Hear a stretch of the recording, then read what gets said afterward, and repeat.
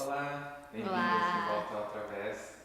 E rapidamente eu queria que vocês contassem como foi essa experiência de gravar nesse estúdio, que vocês nunca tinham gravado antes, se alguma coisa foi diferente do que vocês tinham planejado, como é que foi isso? Você fala. A menina da ordem do dia. Foi tudo bom. Primeiro que minha ordem do dia foi maravilhosa. É verdade, tô muito orgulhosa. Não, deu tudo muito certo, na verdade. Muito melhor do que a gente esperava. O espaço foi muito bom, a gente não sabia o que esperar direito do cenário, de como montar o chroma key, e tudo funcionou muito bem, com exceção do que a gente já esperava, que era o som, né, que é a acústica aqui.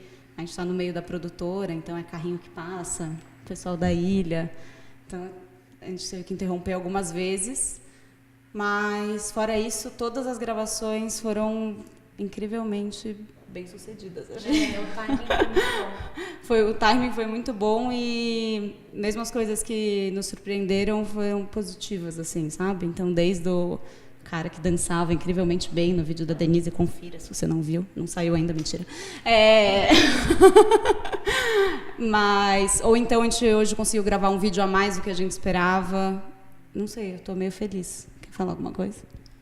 Eu acho que uma coisa que a gente conseguiu identificar nesse processo é que ia ser uma situação atípica.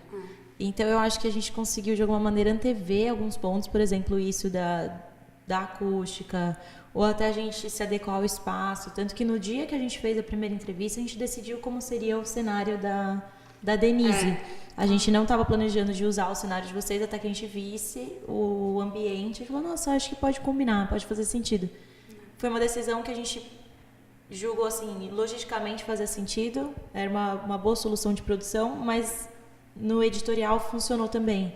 Então, eu acho que nesse aspecto foi bom a gente ter se planejado e pensado, assim, para mapear as possibilidades e não necessariamente a gente se fechar nas possibilidades.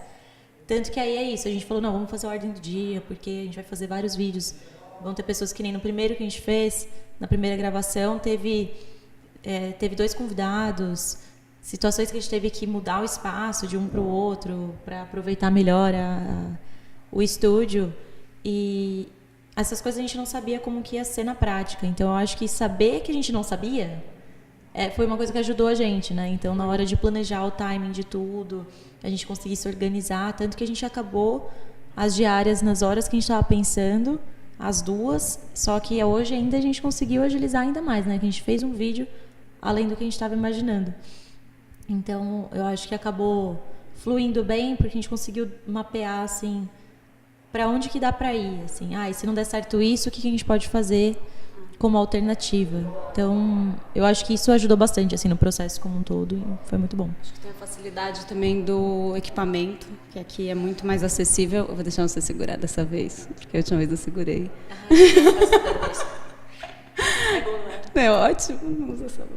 Mas antes a gente tinha que levar todo o equipamento, passar por... Enfim, era um trâmite muito maior do que aqui, que o equipamento fica na porta do estúdio. É um luxo, assim, pra gente. Essa situação é uma situação bem de luxo. E acho que também a gente teve um apoio que a gente nunca tinha tido, de certa forma, a gente nunca tinha tido. De vocês, é isso, as baterias estavam carregadas, a câmera era tudo mais fácil, vocês estavam aqui disponíveis desde a hora do início, né, da diária. Isso foi um grande diferencial. É verdade. Quer falar alguma coisa? Eu complementar com o que a Lau falou agora, porque foi muito importante ter vocês assim para ajudar a gente, que a gente justamente não tinha, né, essa ajuda, esse help. Vocês fazem tudo com muita boa vontade, isso é muito legal. E aqui é um estúdio que dá pra fazer tudo, a gente tem todo o suporte possível. Eu tô curtindo bem mais do que... Eu não sei se eu posso falar isso, mas... Já falou, né? Já falei! Já foi mesmo. Tô curtindo bem mais aqui do que o outro estúdio. Eu acho que uma coisa que chama a minha atenção e que eu gostaria que vocês falassem um pouco é muito o cuidado da mensagem que vocês passam. Fluido, E eu super queria legal. perguntar assim, como é que a arte tem essa potência de comunicar e ter esse cuidado de ser tem um cuidado educativo assim, na mensagem que é passada, e dar essa consciência para as pessoas que assistem, não é só um entretenimento, ele tem uma ideia de educação por trás. Eu queria que vocês façam um pouco sobre isso. Quem quer? Eu posso começar. Eu acho que tem a importância já da arte nesse território, já tem a importância, assim, que ela carrega, sendo principalmente por um público infanto-juvenil. Mas tem também aquilo que a gente falou antes, que já é a carga que vem da Maurício de Souza Produções, e que eles já têm esse cuidado, então a gente não pode deixar de ter. Então, para além de nós, como pessoas e trabalhando nesse projeto, termos esse cuidado por princípio, alguns cuidados, outros também são trazidos pela Maurício de Souza. Então, é uma coisa que a gente não pode falar, ou é um assunto que vai chegar para o jovem de alguma outra forma e que talvez a gente não tenha um potencial e nem seja a pessoa correta para tratar daquilo, porque pode ser de uma sensibilidade talvez um pouco maior, ou, né, talvez precise de um profissional, seja um psicólogo, enfim, se são assuntos mais profundos. Então, acho que a gente tem que ter esse cuidado, não só pela gente, mas também por estar lidando com um material muito potente de uma pessoa que criou isso há muitos anos. Até que você falou desse cuidado, a gente estava fazendo um roteiro que é o tema do cyberbullying, né, que o Nick estava falando. E aí eu tinha vagamente assim pensado de botar nos comentários, se você já sofreu alguma coisa, mas eu parei, eu falei, nossa, não dá pra colocar isso, porque vai com que criança, né, é muito inocente, então vai que alguma pessoa comenta, tipo, eu passo isso aqui na escola, não vai ter como a gente, quer dizer, não tem como a gente ir lá ajudar a criança pessoalmente. Eu até perguntei pra Vitória, eu falei, não é uma boa, né, colocar isso. Ela falou, não, aí deixa frisado mesmo que é pra ter um acompanhamento de um adulto. Aí a gente fez, revisou o texto e teve esse cuidado de falar, procure um adulto. Esse foi um vídeo que a gente gravou hoje e essa situação voltou, porque eu e a Ana Lu falamos ontem e hoje de manhã ela não estava, ela estava na aula. E ela falou, será que a gente não... A Lau comentou, será que a gente não pede para as pessoas compartilharem situações que elas viveram semelhantes a isso? Ou que estão vivendo, Ou que estão vivendo. Falei, achando na maior inocência. Não, aí eu falei, então a gente comentou exatamente sobre esse ponto, como que a gente se responsabiliza pelo conteúdo que a gente instigou a pessoa a dar. Porque provavelmente, a partir do momento que a gente já introduz o assunto pela perspectiva de um personagem, então um personagem fictício viveu uma situação de cyberbullying. As pessoas vão querer compartilhar. Mas uma coisa é elas quererem compartilhar organicamente, outra a gente falar, deixe nos comentários. De alguma maneira, um simples ato, a gente se responsabiliza por tudo que vier a partir disso. E é um assunto que, é isso que ela falou, a gente tem propriedade para dar a condução necessária para isso, a gente poderia ter a propriedade para criar esse conteúdo, que é isso.